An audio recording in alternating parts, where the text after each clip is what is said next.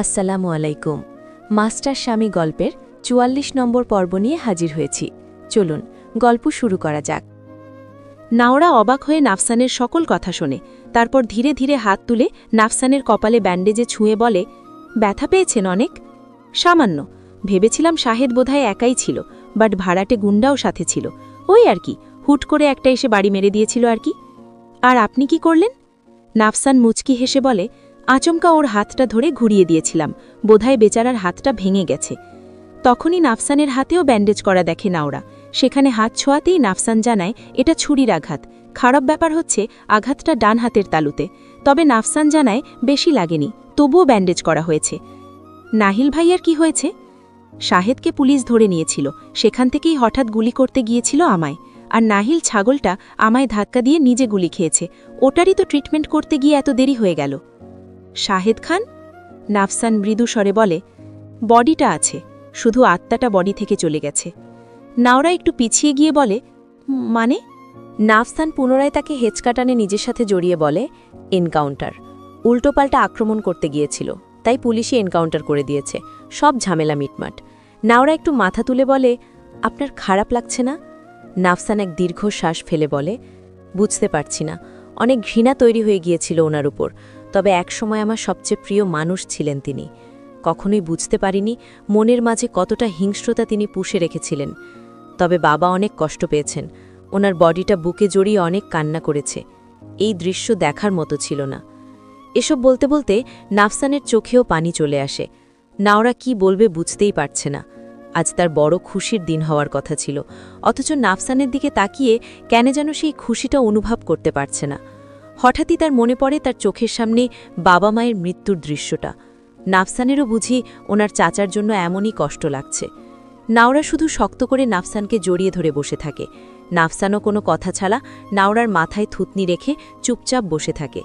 সে চেয়েছিল চাচাকে পুলিশে দিতে, তারপর তারা কি করবে দেখতেও যাবে না। কিন্তু চোখের সামনে এমন পরিস্থিতি তার মতো মানুষকেও নাড়িয়ে দিয়েছে। চোখের সামনেই কেমন চাচা নামক মানুষটা স্থির হয়ে গেল। কি পেল জীবনে? সুখের খোঁজ করতে করতে শুধু অন্যায়ই করে গেল। অবশেষে এই পরিণতি। বুঝতেই পারল না তার জন্য একটা মানুষ কি পরিমাণ চোখের পানি ঝরালো। নাফসানের বুকে পড়ে থাকা নাওরার কথা মাথায় আসতেই মন শান্ত হয়ে যায়। অন্তত নাওরাকে দেওয়া কথাটা সে রেখেছে। নাওরার সামনে তার বাবা মায়ের খুনির জন্য চোখের জল ফেলাটাও ঠিক হবে না। এতে নাওরা নিজেকে অপরাধী ভাববে। সেজন্য নিজেকে সামলে নাওরাকে নিজের বুক থেকে টেনে তুলে কপালে চুমু দেয়। কানের কাছে ফিসফিসিয়ে বলে, শ্বশুরবাড়ি যাবে না? বিয়েটা করতে হবে তো। বুঝতে পারছি না এখনও কেউ ডাকতে আসছে না কেন? সময় চলে যাচ্ছে তো, দেখতে দেখতেই তো রাত পেরিয়ে যায়, এত সময় পাবো কোথায়? নাওরা লজ্জায় আরও গুটিয়ে যায়। এতে নাফসান হেসে ফেলে, মুখ লুকিয়ে লাভ নেই তো, আজকে আর ছাড়ছে না। ঠিক তখনই নাওরার রুমের দরজায় সৈকত নক করে। বাহির থেকেই জানায় সময় চলে যাচ্ছে, এখন যাতে বেরিয়ে পড়ে। নাফসান আসছে বলে নাওরাকে ছাড়ে, তাকে আরেকটু গুছিয়ে নিতে হবে, তাই মেয়েদের নাওরার কাছে পাঠানো দরকার। এই ভেবে বেরিয়ে যেতে নিলেই নাওরা আটকায়। আমতা আমতা করে বলে, আমি আপনাদের দেওয়া গয়নাগুলো পরিনি, এগুলো আমার মায়ের গয়না, মামির দেওয়া গয়না। আপনাদের দেওয়া গয়নাগুলো না পড়লে রাগ করবেন? নাফসান নাওরার দুগালে হাত রেখে বলে, তোমার যেভাবে ইচ্ছে সেভাবেই পড়ো, আমার কোনো সমস্যা নেই। ইভেন আমার আরও সুবিধা হবে বলতে পারো। নাফসানের মিচকে হাসিকে উপেক্ষা করে নাওরা বলে, আপনার মা, আপনার পরিবার, ওনাদের এদিনে তোমার চিনে ফেলার কথা, বিশেষ করে আমার মাকে। তারপরও এসব প্রশ্ন জিজ্ঞাসা করলে আমার উত্তর দেওয়ার মতো কিছুই নেই, নিজেই বুঝে নাও। বলেই নাফসান বেরিয়ে যায়। তার পরপরই বোন, বান্ধবীরা সবাই রুমে চলে আসে। তবে সবার সাথে সাফিয়া ছিল না। নাওরা বুঝতে পেরে মুচকি হাসে শুধু। পার্লারের মেয়ে দুজন বিয়ে পর্যন্ত থাকতে বলা হয়েছিল, তাই তারা তখনও ছিল। ওরাই নাওরাকে পুনরায় সুন্দর করে সাজিয়ে দেয়। নাওরা এমনিতেই মোটামুটি সুন্দর হওয়ায় অল্প সাজেই তাকে অনেক সুন্দর লাগছিল।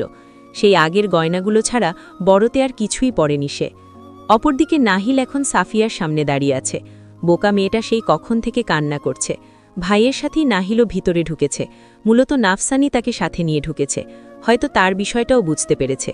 এতক্ষণ ধরে সাফিয়ার কান্না উপভোগ করলেও এখন বিরক্ত ধরে যায়। সুন্দর করে সেজে শাড়ি পরে এখন কান্না করছে, ভালোমতো একটু দেখতেও দিচ্ছে না। তাই রাগ দেখিয়ে বলে, কিছু বলার জন্য ডেকেছ নাকি কান্না দেখাতে? সাফিয়া চমকে উঠে কান্না থামায়। মাথা নাড়িয়ে বুঝায় সে কথা বলতেই ডেকেছে। নাহিলের বাম হাতে গুলি লেগেছে, গুলিটা হাত ফুঁড়ে বেরিয়ে গেছে, তাই তেমন কোনো সমস্যা নেই, শুধু সময় সময় ড্রেসিং করে ঔষধ খেয়ে চলতে হবে। সাফিয়ার কান্নার ফলে শ্বাস নিতে সমস্যা হচ্ছে এখন। বেচারি এমনিতেই সেন্সিটিভ, তার উপর সেই সকাল থেকে একটু পরপর কান্না তার। আর নাহিলের এই পরিস্থিতি দেখে তো সে একদমই শেষ। নাহিল বেচারা আর নিজেকে কন্ট্রোল করতে পারে না। হেঁচকা টানে সাফিয়াকে এক হাতে নিজের বুকের সাথে শক্ত করে জড়িয়ে ধরে। সাফিয়াও নিজে নাহিলের পাঞ্জাবি আঁকড়ে ধরে। এভাবে কিছু সময় পার হওয়ার পর নাফসানের বুকে মুখ গুজেই সাফিয়া তার কাঙ্ক্ষিত বক্তব্য পেশ করে। ভালোবাসি নাহিল ভাই, আমি আপনাকে ভালোবাসি। সাথে সাথেই নাহিল তাকে ছেড়ে দেয়। সাফিয়া ঘাবড়ে যায়, তবে কি নাহিল তাকে মেনে নিবে না? কি বললে? শুনতে পাইনি, আর একবার বলো তো। সাফিয়া মাথা নিচু রেখেই আমতা আমতা করে আবারও ভালোবাসার কথা জানায়। এতে নাহিল গম্ভীর স্বরে বলে, শিওর তুমি? সাফিয়া মাথা উপর নিচ নাড়ায়। শুধু ভালোবাসো নাকি বিয়েও করতে চাও, কোনটা? দুইটাই। যদি বলি এখনই, আজই বিয়ে করবে? নাহিল সাফিয়ার এক হাত শক্ত করে ধরে টেনে বাহিরের দিকে নিয়ে যেতে থাকে। সাফিয়া তো ভয় পেয়ে যায়, সত্যিই কি তবে নাহিল আজই বিয়ের কথা বলে ফেলবে? রাশেদ খান আর নাশিদ মিলে নাওরার মামা মামির সাথে কথা বলে নেয়। আজ যা যা হয়েছে সব কিছু সংক্ষেপে বলে শোনায়। রাজিয়া বেগম ঝামেলা করতে চেয়েছিল, সৈকত ধমকে মাকে ভিতরে পাঠায়। এছাড়া আর উপায় ছিল না। রিশা নিজে এসে মাকে টেনে নিয়ে চলে যায়। অপরদিকে এত কিছু শুনে সবাই চমকে যায়। কত বড় বিপদ থেকে বেঁচে ফিরল। সিয়ামও সেখানেই ছিল। সে খোঁজ করতে গিয়ে লামিয়ার থেকে জেনে কাঙ্ক্ষিত জায়গায় পৌঁছে গিয়েছিল। তখনই সানানের সাথে বাইকে করে ইলা চলে আসে। মাকে সামলাতে গিয়ে সে আসতে পারেনি। বাবা ভাইয়া তো হাসপাতাল থেকেই সোজা বিয়ে বাড়িতে চলে এসেছিল, তাই তো সানানকে দিয়ে ইলা আর মিষ্টিকে আনতে পাঠিয়েছিল। বাড়িতে মা আর মেহরিন রয়ে গেছে। শাশুড়িকে এভাবে রেখে মেহরিন আসতে চায়নি। ইলা তো এসেই আগে নাফসানকে জড়িয়ে ধরে, অনেক ভয় পেয়েছিল সে। তারপর নাহিলকে খুঁজতে গিয়েও আশেপাশে পায় না। কিছু একটা বুঝেই আর নাহিলের কথা বলে না। যদিও ভাইয়ের সাথে দেখা করতে তার অনেক মন যাচ্ছে, নাহিলই তো বেশি ব্যথা পেয়েছে। বিয়ে বাড়িতে অনেকক্ষণ ধরে কাজী অপেক্ষা করছিল। শেষে বিয়ে পড়ানো শুরু হলে ইলা নাওরার রুমে গিয়ে সবার সাথে নাওরাকে নিয়ে আসে। তারপর বেশি সময় না নিয়ে সোজা বিয়ের কাজ শুরু করা হয়। কবুল বলার সময় নাফসান তাড়াতাড়ি বলে ফেললেও নাওরা একটু দেরি করেছিল। তবে শেষে কবুল বললে আলহামদুলিল্লাহর মাধ্যমে তাদের বিয়ে সম্পন্ন হয়। তাদের বিয়েটার সামাজিক স্বীকৃতি পায়। এখন তারা অফিসিয়ালিও হাজব্যান্ড ওয়াইফ। এসব ভেবেই নাফসানের মুখে হাসি ফুটে ওঠে। নাফসানদের বিয়ে শেষ হওয়ার পর মিষ্টিমুখ করানো হয়। ঠিক তখনই হঠাৎ কোথা থেকে নাহিল সাফিয়ার হাত ধরে টেনে সবার সামনে নিয়ে আসে। এসেই তার প্রথম কথাটাই ছিল, আজ আরেকটা বিয়ে হবে, আমার আর সাফিয়ার। রাশেদ খানের দিকে তাকিয়ে বলে, বাবা, আমি বিয়ে করব। নাফসান ভাইয়া আর নাওরা ভাবি দুজনেই সব জানত, তাদের কোনো অমত নেই। তুমিও অমত করো না, সাফিয়ার মা বাবাকে মানাও, আমি আজই বিয়ে করব। এত কথা একবারে বলে সে ঘন ঘন নিঃশ্বাস ফেলতে থাকে। বাকি সবাই হতভম্বের মতো বসে থাকে। এ কি ঘটনা! জামাইয়ের ছোট ভাই হঠাৎ এসে বউয়ের বোনকে বিয়ে করতে চাচ্ছে। আশেপাশে যারা ছিল তাদের কথাও বন্ধ হয়ে গেছে।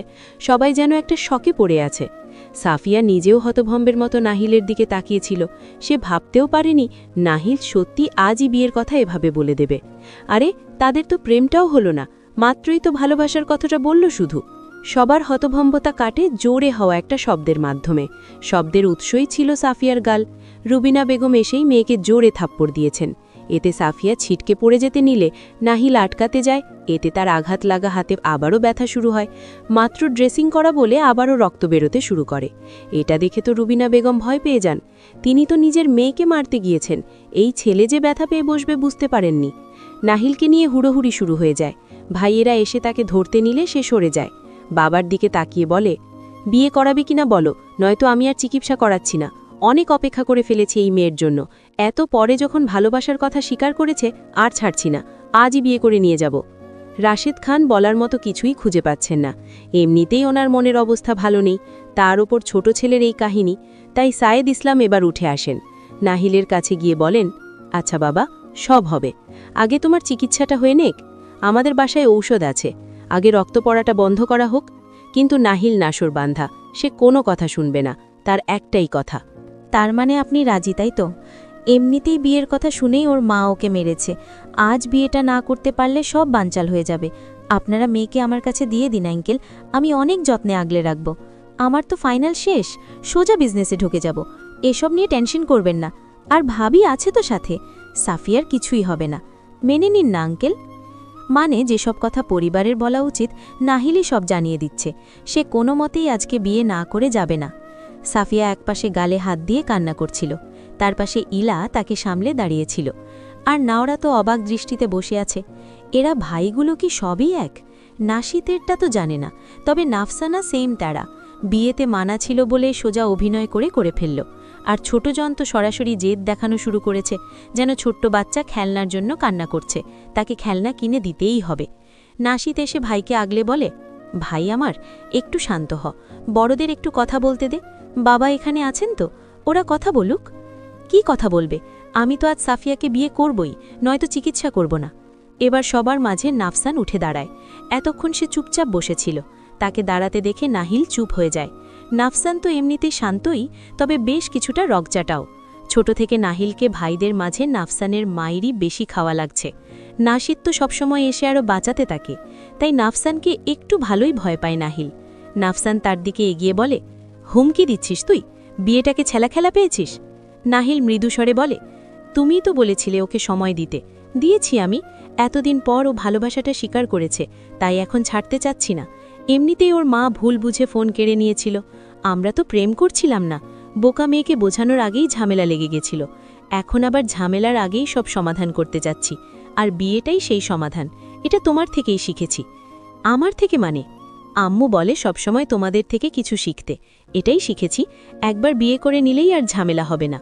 আজকে আমাদের বিয়ে না দিলে আমিও পালিয়ে হলেও বিয়ে করে নেব, পরে তোমাদের মতো করে আমাদেরকেও সবাই মেনে নিবে। নাহিলের কথা শুনে নাওরার হাসি চলে আসে, যদিও সে হাসিতে কোনো শব্দ ছিল না, তবুও সেটা নাফসানের চোখেই পড়ে যায়। বাকিরাও হেসে ফেলে এই কথায়। এবার নাফসান সরাসরি সাফিয়ার সামনে গিয়ে দাঁড়ায়। এই বাঁদরটাকে ভালোবাসো সাফিয়া?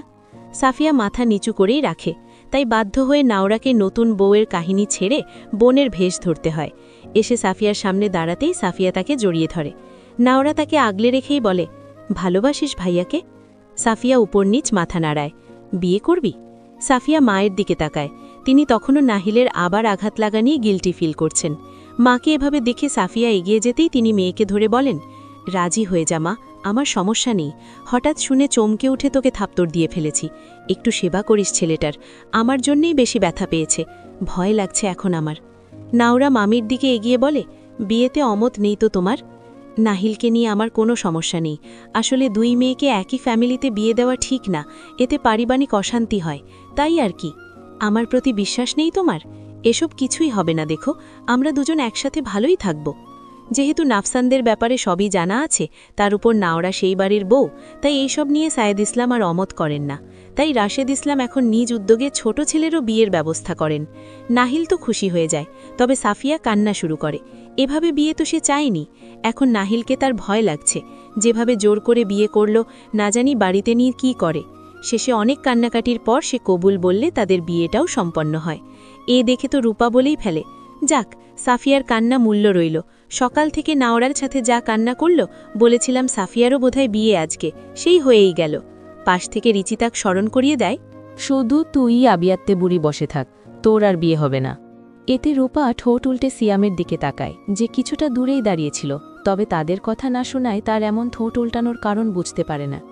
অন্যদিকে বিয়ে শেষ হতেই নাহিলের এখন ব্যথার কথা স্মরণ হয়, তাই আগে ডাক্তার এনে তার পুনরায় ড্রেসিং করে রক্ত পড়া বন্ধ করা হয়। তারপর নাহিল গিয়ে আগে রুবিনা বেগমের কাছে ক্ষমা চান তার এমন ব্যবহারের জন্য। তারপর যখনই কথা ওঠে সাফিয়া এখনও ছোট, তাই এখনই তাকে শ্বশুরবাড়ি পাঠানো হবে না, তখন আবার তার কাহিনী শুরু হয়। শেষে অনেক ঝামেলার পর সিদ্ধান্ত হয় সাফিয়াকেও সাথে নেওয়া হবে, কারণ মাহমুদা বেগম এখনও জানেনই না এসব, ওনাকে জানানোর সুযোগই হয়নি। তার উপর নাফসান নাওরার সাথে একসাথে বিয়ে বলে রিসেপশনটাও একসাথেই করা যাবে। সব মিলিয়ে সাফিয়াকেও আজই শ্বশুরবাড়ি নেওয়ার সিদ্ধান্ত হয়। তাই রুবিনা বেগম সাফিয়ার জিনিসপত্র গুছিয়ে দিতে থাকেন, সাথে কান্নাকাটি তো আছেই। আর সাফিয়ার তো কান্না থামার নামই নেই। নাহিল বেচারা ভাবছে একবার বাড়িতে যেয়ে নিক, তারপর কান্না কিভাবে থামাতে হয় জানা আছে। এর আগে এখন এখানে বন্যা ভাসিয়ে দিক, কিচ্ছু বলবে না। এতক্ষণ পর নাফসান একটু আলাদা সময় পেয়েছে। পরিবারের লোকজনই নতুন বরবউবের আলাদা রুমে রেস্ট করতে দিয়েছে। যেহেতু দুই জামাই আঘাতপ্রাপ্ত, তার উপর বেশ পরিশ্রম হয়েছে, তাই একটু রেস্ট করে তারপর তারা বউ নিয়ে বাড়িতে চলে যাবে। নাফসান কপালে হাত দিয়ে চোখ বন্ধ করে বিছানায় হেলান দিয়ে বসে আছে। নাওরা বিছানায় এমনিতেই বসেছিল। হঠাৎই নাফসান বলে ওঠে, শোনো বউ, তোমার কিন্তু অনেক আগেই বিয়ে হয়েছে, 2 বার শ্বশুরবাড়িও গিয়েছ, সো ভুলেও এখন কান্না করার চিন্তা করবে না।